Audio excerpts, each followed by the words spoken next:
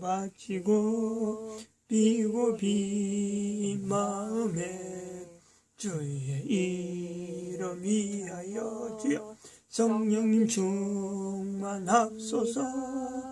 성령님 임하사 내 영혼의 소원을 만족하게 합소서. 주여 기다리는 우리에게 불러 충만하게 합소서. 주여.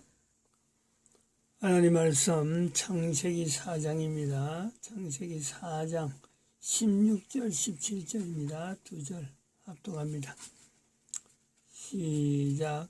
가인이 여호와의 앞을 떠나 나가 에덴 동편 노 땅에 거했더니 아내와 동침하니 그가 잉태하여 에녹을 낳은지라. 가인이 성을 쌓고 그 아들의 이름으로 성을 이름하여 에녹이라 하였더라. 아멘.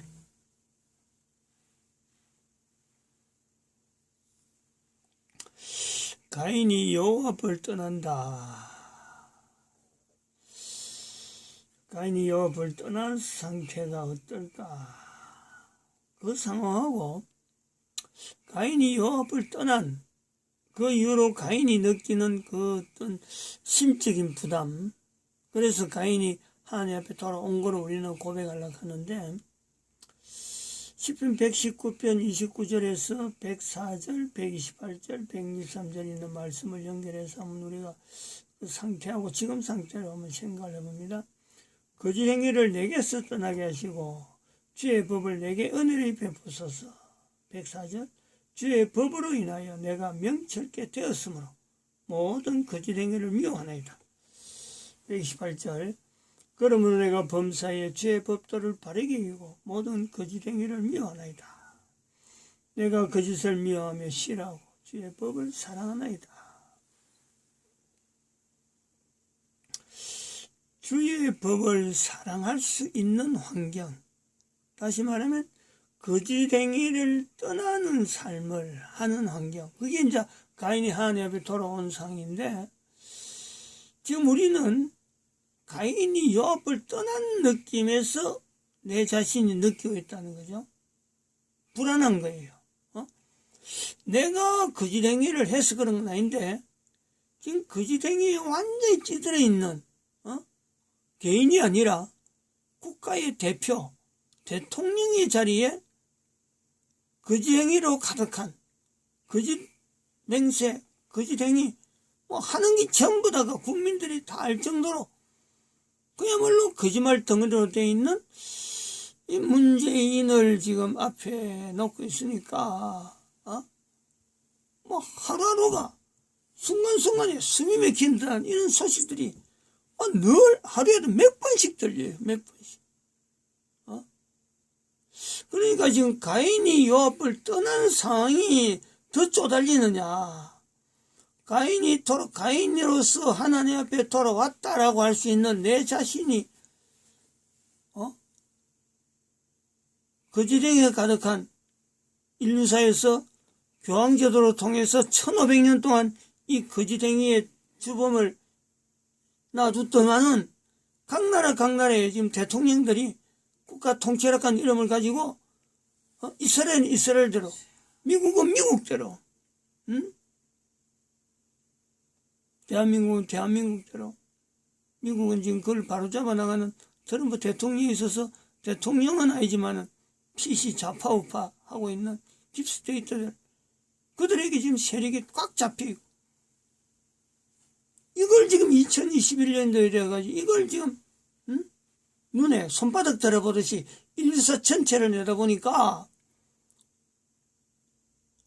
국가가 라고 하는 그 단체에서 국민들이 저 사람은 국가에 충성할 거다, 국가가 걸어가는 걸음에 충성할 것이라고 대통령으로 뽑아놨는데,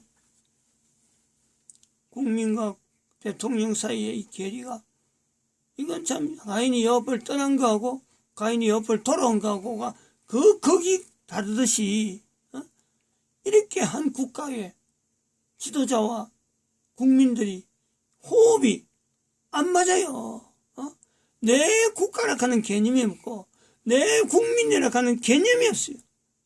국민들 위해서 탄핵이 되어서 국민들 앞에서 국민들이 평안을 위해서 대통령이 내려오던 박근혜 대통령, 과연 그가 인류 모델의 자리가 될 만한 지금 그런 환경을 우리가 만나고 있어요. 다시는 전 인류 가운데 박근혜와 같은 탄핵이 돼갖고 그냥 스스럼 없이 아무 저항도 없이 그냥 감옥수 들어가는 감옥수 들어가고 대통령이 내려오라 그냥 내려오고, 아니 세상에 이렇게 국민들 위한다, 우리 국민을 위해서 하는 행동이다 하는 것 자체 아마 마지막 어떤 그 인류사에서 마지막 모습이 아닐까. 트럼프 대통령도 그런 그 국민들 위해서, 백성들을 위해서 마지막으로 싸우는 대통령, 미국의 위치가 있는 것이 아닌가. 어쩌면 그게 더 소름 끼치죠. 그런 사람이 마지막이라 하는 게 소름 끼치요. 더 나와야 되는데 이렇게 소름 끼치는 내용을 오늘 잠깐 한번 다른 데 있는 내용을 한번 보면서 넘어갑시다. 우선 그 정강원 목사가 5월 15일 날 테러 위협이 있다고 하는데 왜 이런 전국이 우리가 맞이했는지 이 방송을 들어보면 너무나 분명히 나옵니다. 트릭스터M의 모험을 PC에서 너무 충격적이기 때문에 여러분 심장병 걸릴까봐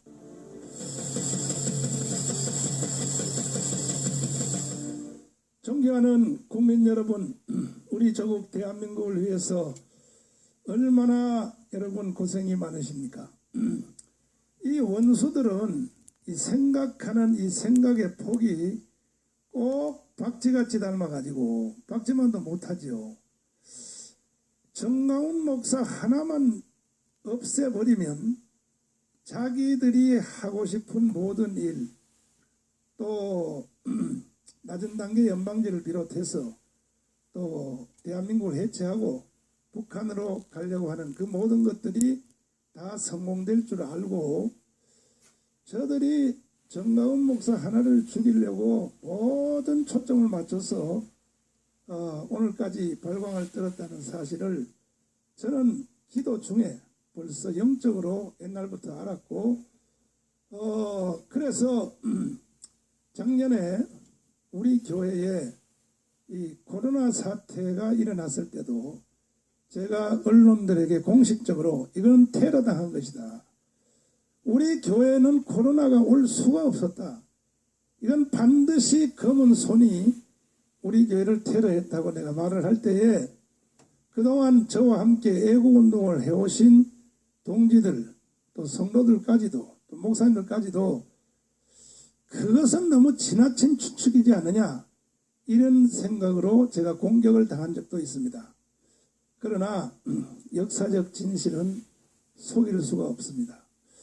이것은 벌써 이 문건은 어제 나온 것도 아니고 오래전에 나왔는데 내가 확인을 하기 위해서 지금까지 쭉 참아왔는데, 청와대가 총지휘를 하고 그리고 더불어민주당이 나서고 그다음에 행정부 총리가 나서고 언론이 나서고 시민단체가 나서서 정강훈 목사를 죽이기 위한 이 전방위적인 일을 한 것이 내부의 자기들의 그 메시지를 통하여 드디어 바깥으로 다 흘러나오게 되었습니다. 제가 잠깐 읽어드리면 저는 뭐 이것이 이렇게 드러났기 때문이 아니라 말씀드린 것처럼 저는 기도하는 사람이기 때문에 영적 감각으로 일찍 알았습니다. 그러나 증거는 없었죠.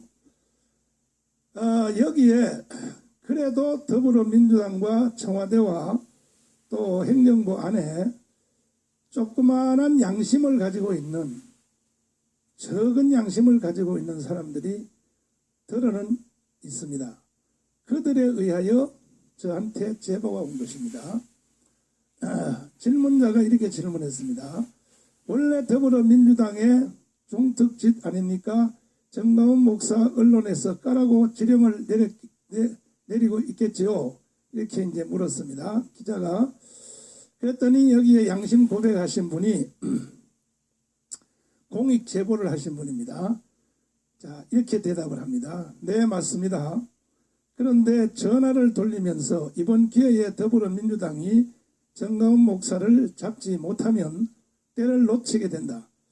민주당 중진들은 알고 있는 모든 기자들을 총동원해라. 무조건 정가훈을 코로나 주범으로 몰아가야 한다. 등등. 정가훈 목사 매장 플랜을 총동원하라고 했답니다. 이렇게 이제 제보가 왔습니다.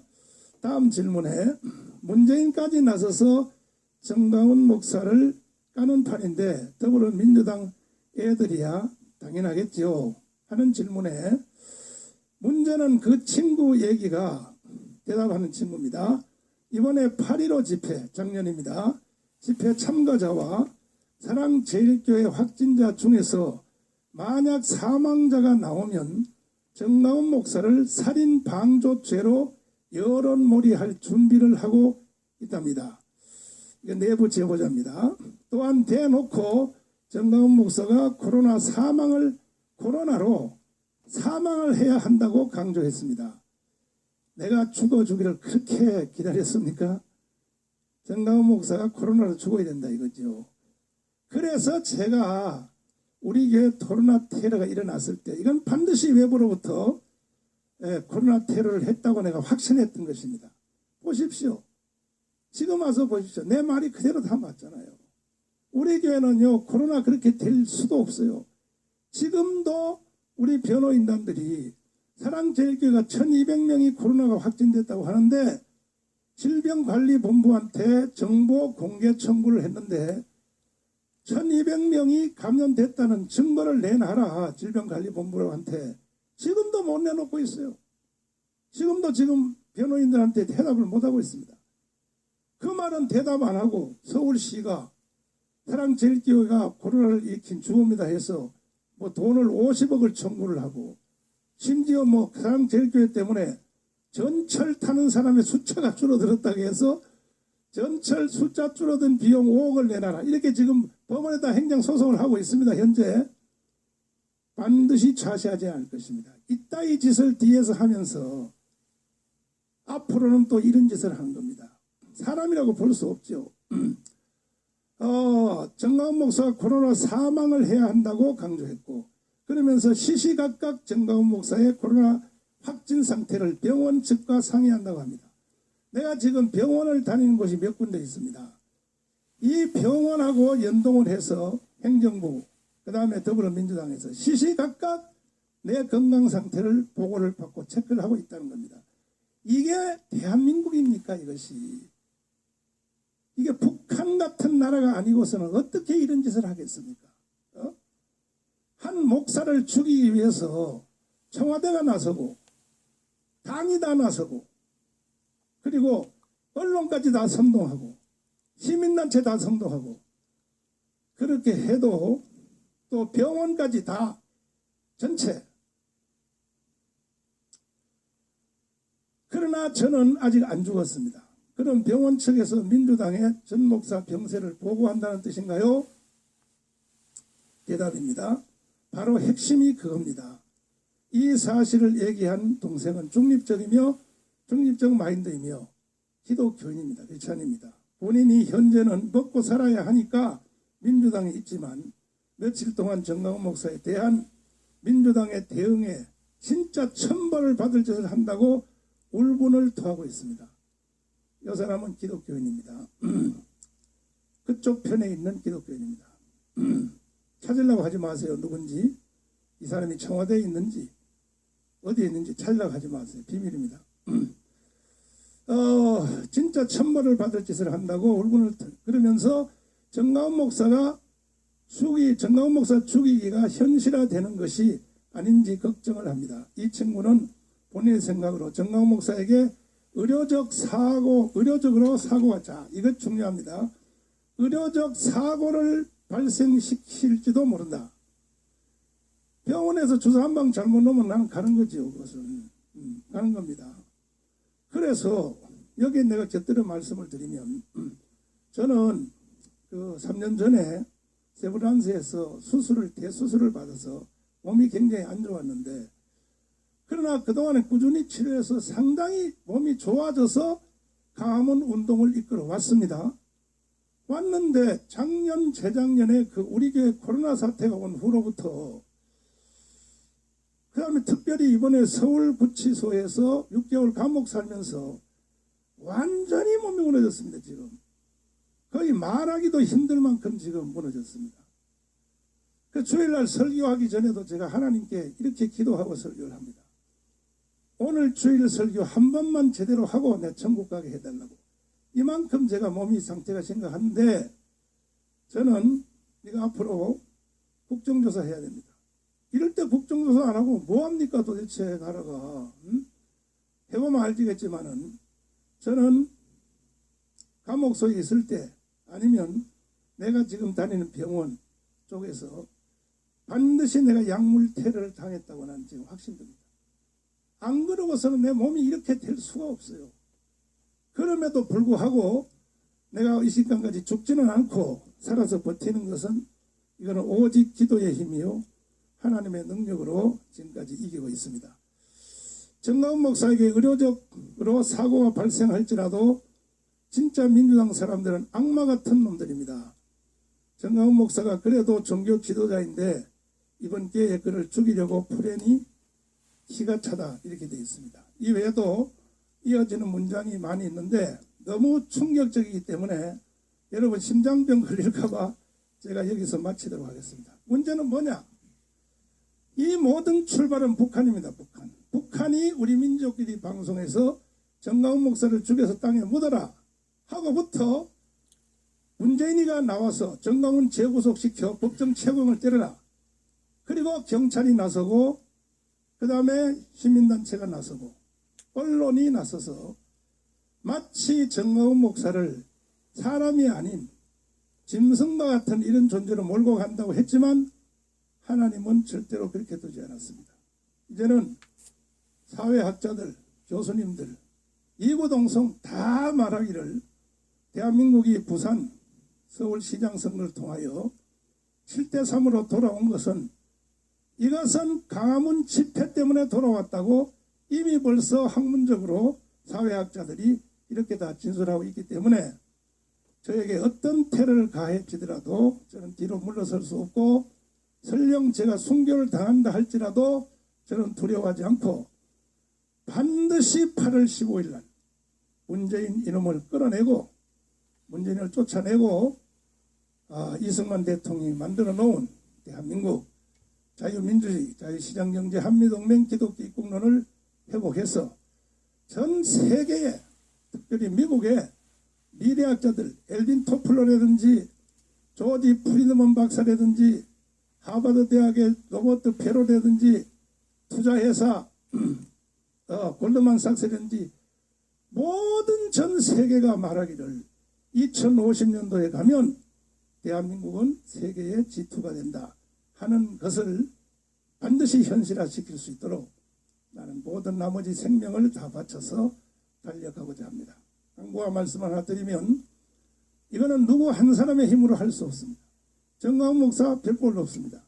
절대 불가능합니다. 그래서 우리가 1000만 명 조직, 강화문 온 앱을 국민이라고 한다면, 주민등록증을 가지고 계신 분이라면 다 빨리빨리 가입을 해서 저쪽이 더 이상 시대적 범죄 행위를 할 수 없도록 선제적 우리가 조치를 취하기 위하여 이 운동을 전개함으로, 여러분들께서는 꼭 범국민적으로 가입을 다 해주셔서 그 모든 결과의 좋은 현상은 여러분들에게 다 돌아갈 것입니다.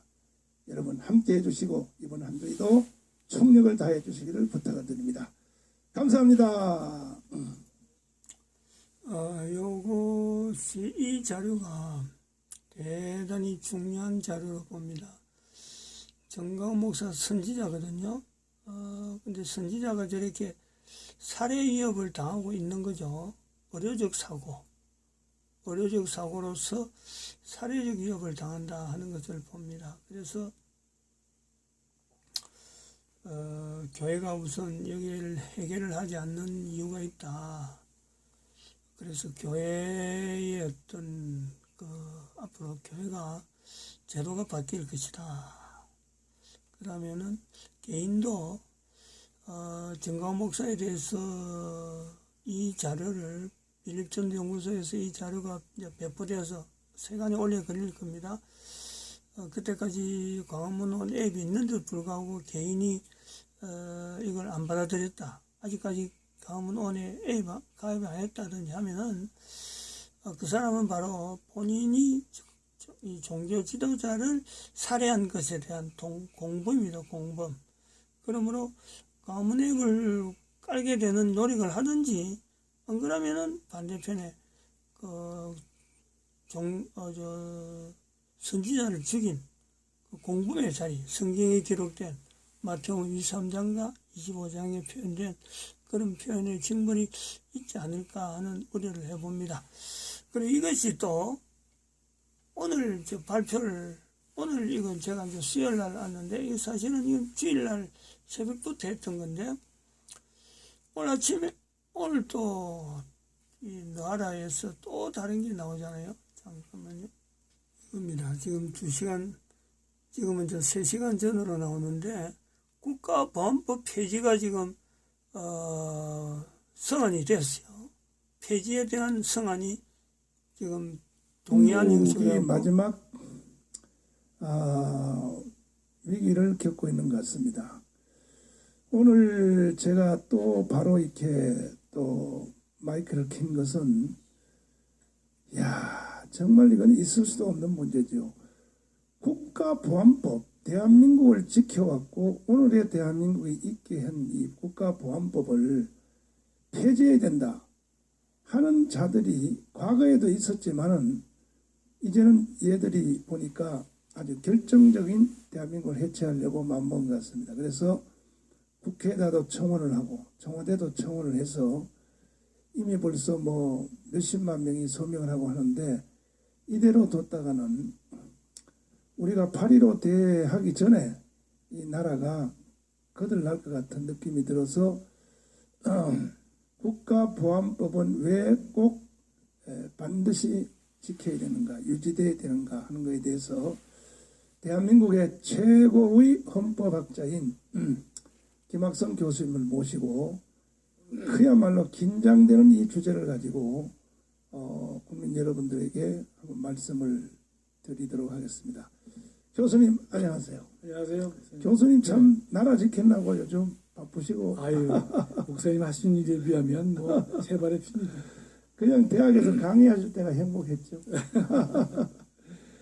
자, 그래서 교수님 국가보안법이라는 것이 일단은 뭔지 네. 아주 그 관심 없는 초보자들을 위해서 설명이 좀 필요할 것 같습니다. 이 국가보안법은 이제 말 그대로 네, 국가의 존립이나 안전을 네, 지키기 위한 법이죠. 아, 이건 역사가 오래됐습니다. 네, 1948년 네, 이승만 대통령 정부가 시작된 이후에 48년 제 기억으로 한 12월 달에 네, 발효가 됐는데요. 이 법을 왜 그럼 48년에 만들었느냐? 목사님 잘 아시는 여수 순천 반란 사건이 있었습니다. 맞아요. 그러니까 이승만 정부가 48년 8월 달에 이제 오픈을 했지 않습니까? 그 다음에 바로 이어진 게 바로 여수 순천 반란 사건이란 말이죠. 그렇죠. 네. 그런데 잘 아시는 그 제주도에 근데 남유당 반란 세력들이 있었기 때문에 그 군인을 파견해서 무장 세력들을 진압하려고 했을 때 네, 여수 순천에서 일단 정박을 하고 이제 제주도로 가게 됐는데 그렇죠. 그럴 때 군인들이 반란을 일으킨 것이 이제 여수 순천 반란 아니겠습니까? 그렇습니다. 예. 네. 하다 보니까 이승만 정부가 그해 12월 달에 이 나라를 지키기 위해서는 이 우리나라 대한민국을 적대하는 세력들, 네, 특히 이제 물론 북한을 의미하는 거겠죠. 네, 그런 세력들을 지지하는, 동조하는 그런 것들을 예컨대 막지 않고서는 대한민국의 존립이 중대하게 위협받을 것이다. 그래서 만들어진 것입니다. 그러면 우리나라 말고 네. 다른 나라에도 자기 나라를 지키는 법이 있나요? 있죠. 다 있군요. 다 있습니다. 아, 예, 그럼 자기네 나라의 네. 기본적인 체제, 안전을 지키기 위한 법들을 만들지 않으면 네. 많은 위협을 받지 않습니까? 네. 그럼 체제를 지키는 법들은 다 존재합니다. 근데 왜 우리나라는 왜 국가보안법을 폐지하려고 왜 저렇게 이 좌파애들이 저렇게 그러니까 알 수가 없는 거죠. 네. 참. 저 목사님 혹시 기억하시겠지만 네. 우리 저 시청자분을 위해서 말씀드리는데 네. 우리 한때 반공법이라고 있었습니다. 그렇죠. 그 반공법? 전신이죠. 예, 보안법의 정확하게는 전신. 네. 전신이 아니라 아, 국가보안법이 1948년에 만들어졌어요. 네. 이게 원칙입니다. 음, 보통은 이제 그렇게 이제 알고 계시는데 네. 국가보안법은 48년에 만들어져서 지금까지 존치해 온 것이고요. 중간에 방공법. 60년도에 네. 반공법을 또 만들었습니다. 음, 여러분 그 당시 이제 남북한 대치 상황이 있다 보니까 네. 이 국가보안법은 주된 목적이 대한민국의 존립을 위협하는 어떤 세력에 대해서도 네. 대한민국을 지키겠다는 데 포커스를 둔 것이고요. 네. 반공법은 더욱더 구체적으로 네. 공산주의 체제로부터 대한민국을 지키겠다. 네. 그래서 만들어진 게 반공법입니다. 네. 그 두 개의 법이 이제 공존하다가 반공법을 폐지하고 거기에 내용들을 대부분 다 국가보안법으로 흡수시켰습니다. 네. 따라서 우리는 우리 국민들이 이제 잘못 알 수가 있는데요. 48년부터 지금까지 변함없이 존속되어 온 것이 국가보안법입니다. 중간에 반공법이 만들어졌다가 네. 그는 폐지가 되고 모든 조항들은 이제 국가보안법으로 다 흡수가 되었던 것입니다. 네. 그런데 왜 유엔에서 여기서 시간 관계상 모두 마쳐야 됩니다. 지금 사태가 뭐 하루에도 몇 번씩 지금 국가에 대한 존치 문제에 대한 위협을 소식을 듣거든요. 그런데 국가보안법 이거는 지금 국회에 보안법 폐지에 대한 안은 지금 국회에 이미 올라갔어요. 40만 명이 넘었어요. 청원수가. 근데 지금 국가보안법 폐지 반대 청원에 대한 내용은 지금 이 거의 대부분 나이들이 많다 보니까 이 유튜브 쪽을 활용하고 인터넷 활용하는 게 느려요. 그래서 이 청원되는 숫자가 늦어가지고 지금 마음이 급합니다. 내가 아침 아까 예배 전에 내가 좀 손을 대고 빨리 이거부터 해야지 하고 했는데 불구하고 제가 그 핸드폰 다루는 것이 아무래도 서투르거든요. 안 돼요. 한 두 번 하다가 예배 시간 타고 이래서 내가 중지했는데 지금 국가보안법이라고 하는 이 폐지란 물이 나오면서 오히려 기도를 해야 될 것은 뭐냐. 지금은 그렇습니다.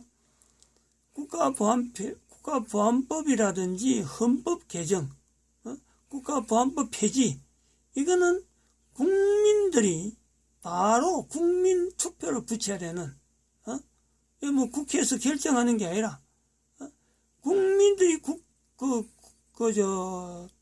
개입이 될 수 있는, 그런 법을 해가지고, 헌법도 지금 개정하려고 하는데, 헌법 개정도 이거는 손을 못 대도록, 지금 대한민국에서는 그래요. 헌법 개정하려고 하면 대한민국 이름 쓰지 않는, 국가보안법 폐지하려면 대한민국 쓰지 말라. 이런 강력한, 그 법으로 국가보안법과 대한민국과 헌법 자체는 이승만 대통령으로 넘어오는 이거는 하나님으로부터 주어진 이승만 대통령이 부여한 하나님의 어떤 섭리가 있고 이승만 대통령의 권한이니까 대한민국 쓰지 않으려면 헌법 개정하고 보안법 폐지하고 그런 조건을 걸 정도로 국민들이 인지를 우리 대한민국 포기하겠다. 그 국민들이 그럴 때는 뭐 헌법을 개정하든지 국가보안법 폐지하든지 이게 얼마든지 될 수 있는 내용이다. 여기 같이 결부돼야 된다. 이래 보는 쪽으로 제가 안으로 지금 현재는 이 답답한 마음을 표현해 봅니다. 마칩니다. 기도드립니다.